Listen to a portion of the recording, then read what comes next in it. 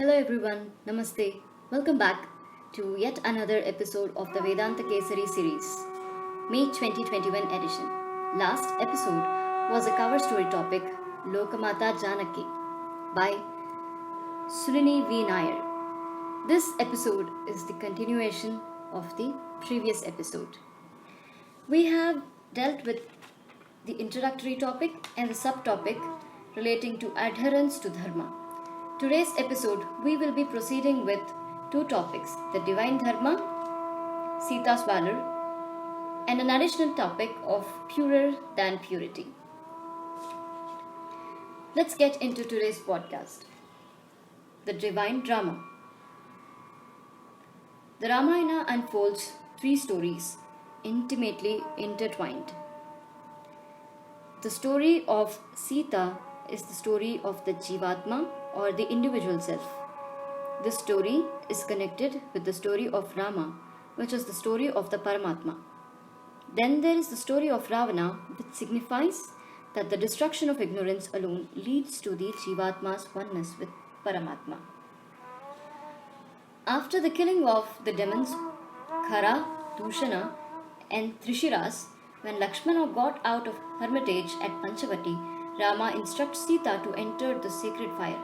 Maya Sita then emerges from the fire to fulfill the purpose of Rama's avatara, which is to end the tyranny of Ravana.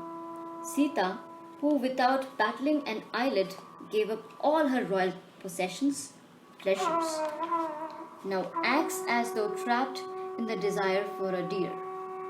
After Rama leaves in the pursuit of the golden deer, Sita has to also send Lakshmana away to clear the stage for the central event of Ramayana, her abduction. Lakshmana, however, refuses to leave her alone and unguarded. Sita then hurls at him the harshest of the words and accuses him of the unthinkable, that he was refusing to go to Rama's aid because he desires to have her. This conduct of Sita is to be seen in juxtaposition with how she immediately afterwards describes Lakshmana to the ascetic Ravana and later to Hanuman in Lanka. To the ascetic Ravana, she describes Lakshmana as a brahmachari and Dridhavrata, and to Hanuman, she tells with deep respect and affection that Lakshmana looks upon Rama and herself as his parents.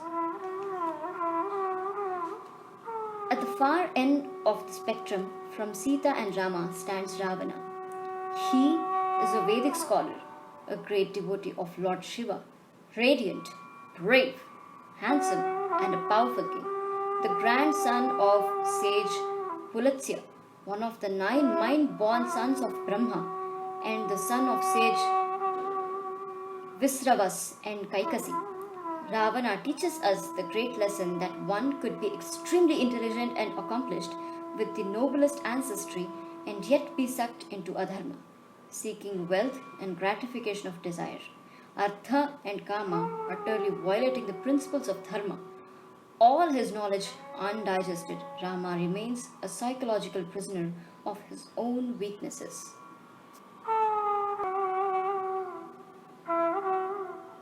Kidnapped and kept in Ashokavana, Sita speaks to Ravana, placing a blade of grass between them.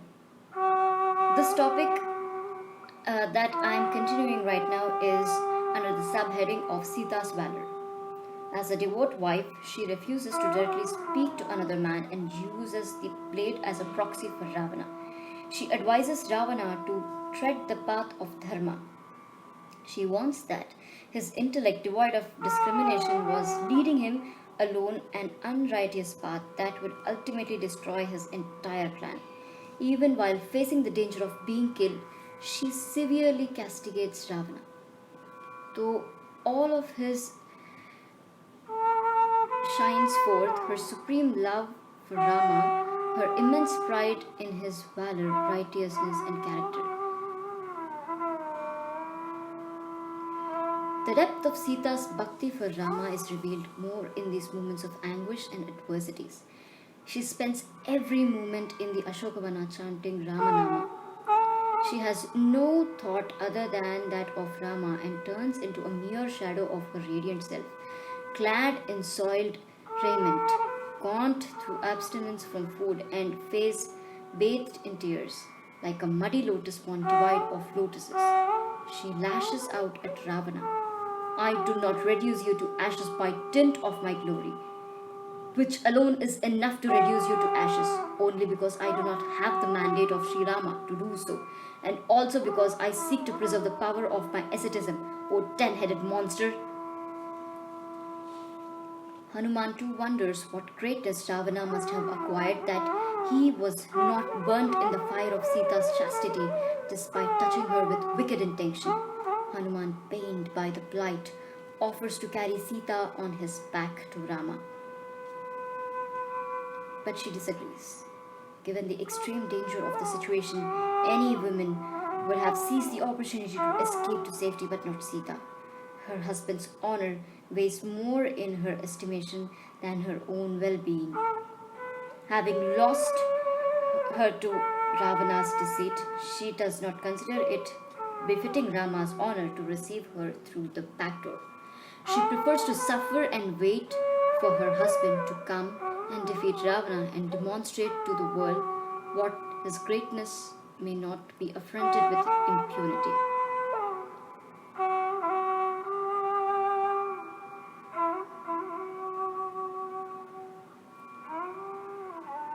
The next topic is purer than purity. After the slaying of Ravana, Rama and Sita are ready to enact the next scene in their divine drama. Fully aware of Sita's innocence and considering actions in accordance with dharma, Rama is in distress like an ordinary man and meditates with tears in his eyes. Seeing Maya Sita, he expresses happiness, compassion, and anger. The Rama that Sita and everyone else see is terrifying. He speaks extremely harsh words to her in the midst of the gathered warriors as though he doubts her purity. She was carried to Lanka forcefully seated on Ravana's lap. She was, even by his wicked eyes, be seen. She had stayed at his place. He says that he has rescued her only to protect the Raghu dynasty from the infamy that its queen was imprisoned by a Rakshasa king. He then tells her, I am having difficulty seeing you here like a person with a disease in his eyes is unable to see a light, implying clearly that the fault is with the one seeing and not with what is seen. Sita then replies that while her body was not in her control, when she was being abducted, her heart was with Rama alone. Rama remains unmoved, even when Sita reminds him of their happy days and of her devotion to him. Sita then asks a stupefied Lakshmana to set up a fire so she could give up her life. Circumambulating Rama, she enters the fire, praying to Agni to protect her. Protect me if my mind has not separated from Sri Rama any time. I ask you to show the world and Sri Rama that I am a woman of honor and purity. Therefore, do not consume me, protect me. May you protect me such that the entire universe will come to know of my purity and honor. And thus Maya Sita, who Ravana had abducted and kept in captivity, enters the fire with detachment and serenity. In a reverse of what took place in secret at Panchavati, the real Sita walks out of the fire escorted by Agni. Agni returns her in all her divine glory, unscathed, to Rama, who expresses his perfect awareness of her purity. As the upholder of truth, he had been silent as she entered the fire to let truth manifest and display itself. To let Sita gain the credibility of the three worlds, to display to the world the purity of her life. It may appear that Rama has rescued her, but Rama says that Sita has been protected by her own moral power, and that Ravana could not violate her just as the sea cannot transgress its bounds. As much as Valmiki describes Rama in human terms, here and there he does reveal Rama's divinity. The divine beings who gather to witness the glorious scene of Sita's reunion with Rama addresses him as Arthadhamma, the abode of truth, and offer obeisance to Sri Narayana in human form. Rama, in response to the Devas, prayers says that he knows himself as human being, as the son of Dasharatha, and asks Brahma to reveal his true identity.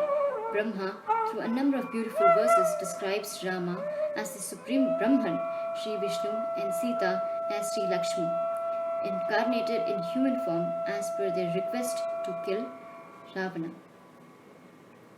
That's it for today's episode. We will be coming up with a new podcast covering the remaining topics dealing with Sita in Kali Yuga, Sita's compassion, once again away from Rama. Until then, Jai Shri Ramakrishna. Be safe, be happy, always take precautions. And don't forget to like, share, and subscribe.